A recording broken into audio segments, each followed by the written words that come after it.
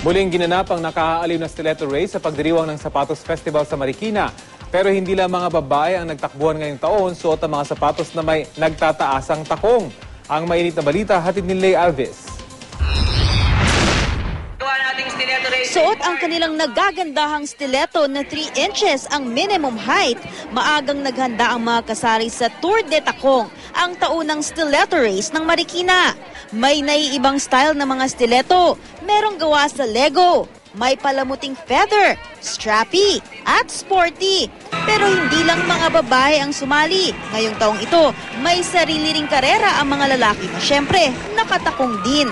May mga contestant na nag-costume pa. Maya-maya pa, nagsimula na ang karera sa 500 meters na racetrack. Pagsimula ng takbuhan, may mga napakabilis pa rin ang takbo na tila running shoes lang ang suot. Pero marami ring iika-ika na wala pa man sa kalahati ng karera kaya't naglakad na lang. Ang runner na si Janet Lumidaw ang first place sa mga babae. Nakaka-nervous po, tapos sobrang hirap kasi sakit-sakit po talaga sa paa. Tapos lalo pong nakaka-tense yung mga sigaw ng tao. Kaya nanginginig na nga po yung tuhod ko kanina eh. Pero dahil sa mga sigaw po ng tao kahit paano nawawala. So, masaya po sobra. Pagkatapos ng mga babae, mga lalaki naman ang nagkarera. Kahit hirap sa takong, mabilis pa rin natapos ng runner ding si Gerald De Asis ang karera. Ano pong pakiramdam ng tumakbo ng nakatako? Nakakapagod na, nakaka-excite na itakbo na first time kasi na tinakbo na kaganito. So, masakit. Ang mga shoelelat naman, First time ko lang mag-heels sa tumakbo at lalo naka-gown pa ako, naka-wedding gown. Parang hinahabol ko lang yung groom ko. Pero at least, enjoy. Hindi po kasi ako sanay magtakong eh. Masakit po sa binti eh.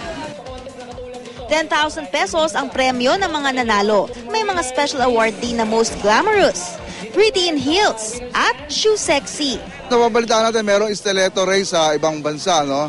So dito sa atin, since Marikina is the shoe capital of the Philippines, ito ang sentro ng mga paggawa ng sapatos sa ating bansa. So minabuti namin na magkaroon din ng mga ganong karera o mga palaro para bahagi ng promotion ng ating industriya. Ngayon ang huling araw ng mga aktibidad para sa Sapatos Festival. Pero magpapatuloy ang kanilang shoe fair hanggang December 31. Mahigit 60,000 pairs na raw ng mga ipinagmamalaking Marikina shoes ang nabenta. Lay Alves, GMA News.